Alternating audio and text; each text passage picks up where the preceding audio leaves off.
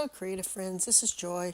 So, I made this book cover in a previous video, the one that I posted before this one, and I had these inserts that I put in this cover.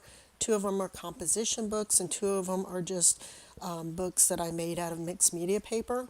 And I really like the covers on these composition books, but now that I've had the cover completed, they don't actually go with the cover. And I actually made the cover to go with the books, but then I kind of went in a different direction. So I decided to go through my scrapbook paper and find some papers that I like to cover these composition books with, and also to cover the other two or the other three books that I made using mixed media paper.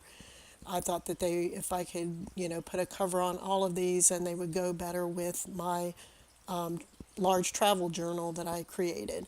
So I just used the double-sided tape, as you saw there, and then placed the scrapbook paper on there, on the cover, and then cut around it. And that's, you know, pretty much, what I did. And I was debating on whether I wanted to leave the spine black or not, but I realized when I went to cover the other books that I created using the mixed media paper that I was going to have to put some kind of a spine or something on the spine of those books. And a 12 by 12 piece of paper wasn't big enough to cover the whole thing. So that's why I had to get like two 12 by 12 sheets that matched in order to do one for the front and one for the back. And this double-sided tape is super sticky, so once it catches on, you're kind of done for. And you have to be careful. And there's a couple times where I really, like with the next book that I cover, I ended up getting it on there a little crooked, but there wasn't a whole lot I could do about it because again, once it sticks, it sticks.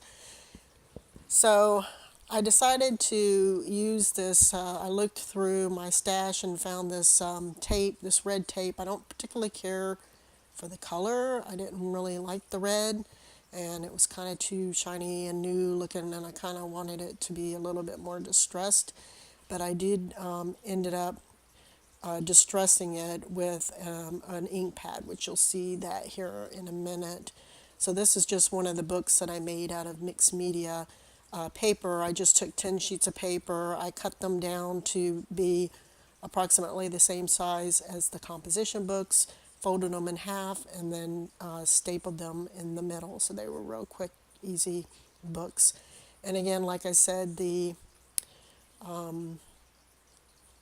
12 by 12 wasn't big enough to go around the whole thing, or I would have did it in one sheet. So I had to do like, the front with one sheet and the back with another. And it was a little bit more difficult to cut around this because the paper's a lot thinner than the composition books that had the like chipboard cover. And but I got it as straight as I could. And I didn't really trim the ends of the books because when you fold the paper in half, then because of the thickness of the paper, the inside pages kind of stick out a little bit further than the front and the back cover. And I could have, see there, I grabbed a hold, and all I could do is stick it down, even though it's a little crooked. But I figure, well, I'll, fix it and cover it up. But I could have taken an X-Acto knife and kind of straightened up the edges so they were all even, but I'm not really all that concerned about it. So this is where I was like, well, I kind of messed up on that one cover, and you can kind of see where it's off. And maybe if I go around the edges with a brown ink pad, it'll kind of cover that up and you won't be able to see it as much. And it seemed to work. And I decided to go all the way around it, and then I decided to go on the spine with it. And I really liked it much better. The red covered up with some of that ink because it kind of distressed it and made it so it's not so quite shiny and new looking. And so I did that on all of the books, including the composition books. And I don't go through I don't go through showing you covering every single one of these because it's all the same. I mean, I covered the other composition book the same and covered the other books I made the same. So I had this envelope and I wanted to do some kind of an insert with pockets to put in this book, and I thought this would be a good envelope to use. So I found the scrapbook paper that I wanted to use on this, and I cut them down to size, and for the inside and the outside. And then I just kind of used the same process here of using the double-sided tape to tape down the scrapbook paper onto this envelope, the front and the back. And on the one side you see the flap, which I do end up covering the flap as well. There's a pocket from the side, and then of course when I stick it in the book, the other side's not going to have an opening unless I create one. So I decided that I was going to cut it at an angle, and that would be my pocket on the other side. So I proceed with putting tape down on both sides of the, would be the inside of this, and putting down the scrapbook paper to cover both sides of the inside. And then of course I trimmed the scrapbook paper to match. I mean, I didn't really measure or try to do it very carefully as far as that pocket on the one side, but it was good enough. And yeah, here again the tape caught the paper and it was too late. So I just had to stick it down. And then now I'm trying to trim because now it's like folding over in the middle where it's kind of causing an issue. So I was having to trim in the middle a little bit, some of that away without cutting into my envelope. So I had to carefully do that. And then I thought, well, I'll just cover this up with some washi tape. And so I got some washi tape that I liked to cover up the middle. And you'll see here towards the end, I actually end up going all the way around with the washi tape. So the ones that I decided to do on the outside are a little bit different, but they're similar, and they come from the same paper pack, so they coordinate with what I did on the inside. And so I stick those down on the outside of this envelope, and I trim it. And then I do the same as far as the washi tape, putting it on the outside and around all of the edges. And I also take the time to cover the flap on the one side, and I didn't try to seal it inside of the envelope because I figure, well, it's going to be placed in the journal, and so I don't know that there's a reason to close up the inside. I mean, if it becomes an issue where things are sliding from one side to the other, I mean, I can run some staples down the middle or something like that, but right now at this point I'm not really all that concerned about it. So yeah, I just used the extra leftover from, that I had left over from doing the inside to cover that flap. And I'm trying to trim it because it didn't quite go down as straight or, as I wanted it to. And then I do the outside.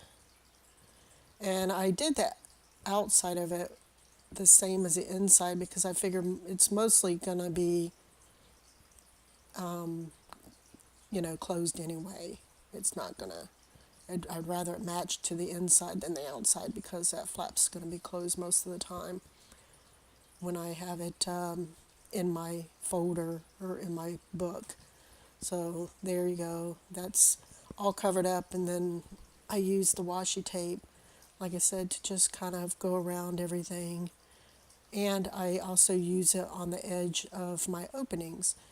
I thought it would kind of be helpful to have that washi tape go over the edge of my openings to, for one, I guess give them a little bit more stability, especially where I cut the envelope there at an angle. I thought it would definitely help to have the washi tape along the edge. And of course, I didn't cut that at a very straight angle, so the washi tape didn't quite go on there as straight as I would have liked it to, but I just did the best I could and folded it over, and I figured that's good enough. Yeah, if I had thought about it, I probably would have been better off leaving like the outside of it, like the full envelope, and then just cut a slit on the inside.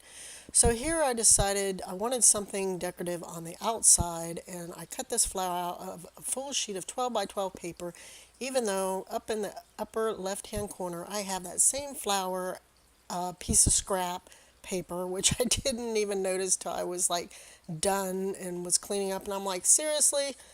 I could have saved a whole 12 by 12 sheet of paper for something else and used that little piece of scrap, but whatever. These things happen. So I don't know what I'll do with the rest of that 12 by 12 sheet, but it'll be fine. So here I decided along that opening to put a little bit of washi tape, and then I did not put anything. I decided to go around the outside of that flap too. I did not put an actual closure on that flap. I was debating on whether I should try to figure out a closure for it. I don't know. I may at some point decide to put something on it, but at this point I decided, well, we'll just see how it goes, because when it's in the book and the book is closed, I mean, nothing should fall out of it technically, but we'll see. So I finished putting the washi tape around and trim off the corners. And then I used the same double-sided tape to tape, put on that decorative flower so I could stick that on the front. So that's pretty much, I think, the covers that I did. I also did this, the pocket folder to put in my journal. I'm really happy with this oversized travel journal. I really like it, and can't wait to start using it. So if you like this video, you can give me a thumbs up. You can also leave a comment, or you could subscribe to my channel to see more.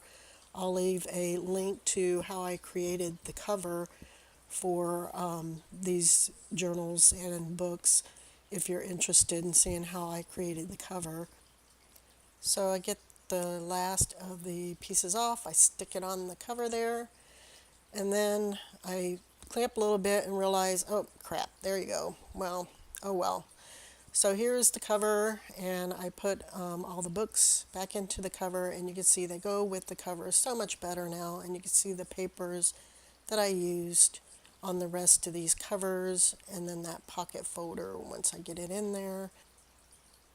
And then the last two books in there. So I have the first one, which is just lined paper, the other three and my pocket folder, and then the last one, which is grid. Thank you guys for watching, and we'll talk to you later. Bye bye.